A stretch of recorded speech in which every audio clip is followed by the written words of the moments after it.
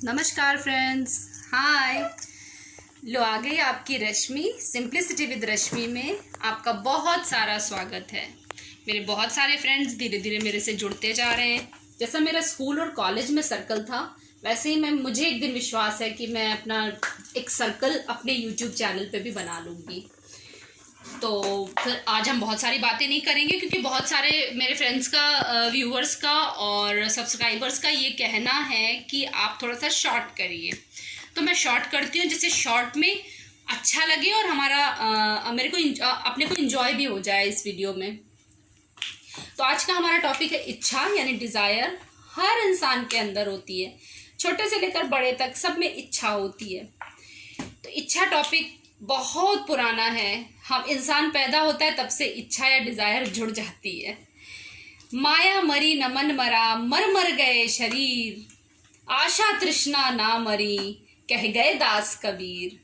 कबीर दास भी इच्छा की विवेचना इस ढंग से कर रहे हैं, इच्छा को इस ढंग से समझा रहे हैं कि आप सोचते रह जाइए कि आदमी, मनुष्य जा सकता है धरती से, लेकिन उसकी इच्छा नहीं जा सकती।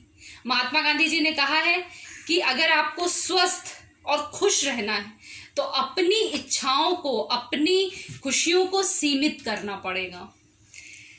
उसी जगह वाल्मीकि जी कहते हैं कि अपनी इच्छाओं पर आपको विचारों का शासन रखने की जरूरत है। मतलब आप अपनी जो इच्छा करते हैं कि हर पल जो मुझे ये चाहिए वो चाहिए, उसको अपने विचारों से कम करना चाहिए। क्योंकि ज्यादा इच्छाएं तो आपको पता है मूल हैं, यानी जड़ हैं किसी भी खुशी के लिए और सफलता के लिए। सफलता के लिए आप ये समझ लीजिए कि सफलता की जो हमारी जड़ है, मूल है, वो इच्छा है।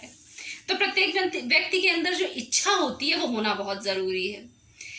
इच्छाएं हमें बहुत दूर तक ले जाती हैं और इच्छाएं बुरी भी होती हैं। तो ये तो हर व्यक्ति को पता होता है कि हमें अच्छी इच्छा है कि बुरी है, उस हिसाब से अपना मैनेज कर सकता है। इच्छाओं पर एक छोटा सा इंसिडेंट है जो कि मैं आपको बताना चाहती हूँ। और ओम शांति ओम मूवी में भी शाहरुख खान जी ने कहा था कि इच्छाएं अगर प्रबल हों तो पूरी कायनात उसको पूरा करने में जुट जाती है।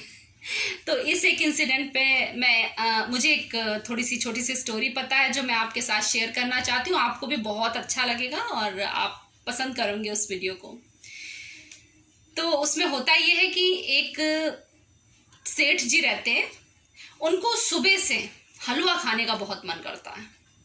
कहीं उन्होंने किसी कथा में सूजी के हलवे का जिक्र सुन लिया, मित्र के घर गए थे और बस उन्हें सूजी का हलवा खाने का मन कर गया।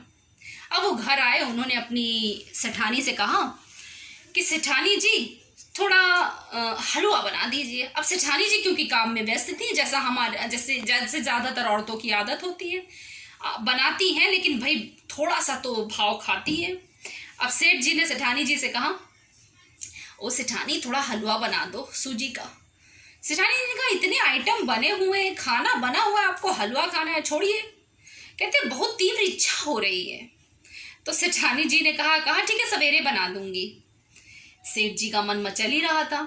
सवेरा हुआ, फिर उन्होंने सेठानी जी से कहा कि क्यों सेठानी, तुमने हलवा नहीं बनाया सूजी का, तुमने कहा था। तो सेठानी ने कहा कि क्या तुम हलवा पीछे पड़ गए हो, छोड़ो इसे। तो कहते हैं मुझे बहुत तीव्र इच्छा है।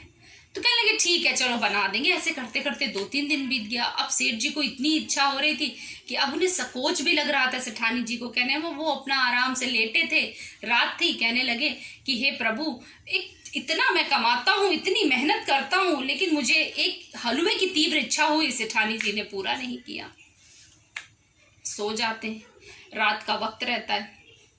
अचानक से बिल्ली कमरे में घुसती है और बिल्ली खड़खड़ाते हुए अलमारियों पर से जाती है और वहां से एक तस्वीर आके सेठ जी के मुंह पर गिर जाती है। और जो ही सेठ जी के मुंह पर गिरती है, ऊपर के सारे दांत उनके टूट के गिर जाते हैं। अब आनंद फानंद में दवा होता है, लोग लेके जाते हैं उनको, डॉक्टर साहब के यहाँ पहुंचते हैं। अब डॉक्टर साहब के यहाँ जैसे ही पहुंचते हैं तो डॉक्टर साहब कहते हैं कि अरे भाई क्या हो गया। कहते हैं अरे डॉक्टर साहब, ऊंचाई से भारी सामान सेठ जी के मुंह पर गिर गया और ऊपर के सारे दांत तो गायब हो गए। अब सेठ जी दर्द के मारे कराह रहे थे। अब डॉक्टर साहब को जैसे ही दिखाया तो डॉक्टर साहब ने कहा कि कोई बात नहीं, दवा लिख देता हूँ, अब तो नया सांचा बनेगा। और लेकिन जब तक नया सांचा नहीं बनता है तब तक आप इनको सूजी का हलवा बनाकर खिलाए। समझ में आई आपको बात? सेठ जी की इच्छा इतनी तीव्र थी कि स्वयं भगवान भी उसको पूरा करने चले आए। अंत में जब तक उनके दांत का सांचा नहीं लगा वो सूजी का हलवा ही खाते रहे। मात्र ये छोटी सी कहानी आपको ये बताती है कि अगर आपकी इच्छाएं पूरी होने में वक्त लग रहा है तो समझिए कि प्रभु अच्छा चाहते हैं, लेकिन आप प्रभु पे प्रेशर कर देंगे, ईश्वर पे प्रेशर कर देंगे तो प्रेशर में आके स्वयं भगवान से भी गलतियां हो सकती हैं। तो इस छोटी सी कहानी से आपको ये पॉजिटिव बात सीखनी है कि इच्छाएं एक दायरे में करनी है, इच्छाओं के लिए किसी पे प्रेशर नहीं करना है, और इच्छाएं अच्छी होंगी तो ईश्वर जरूर पूरी करेगा। राधे राधे।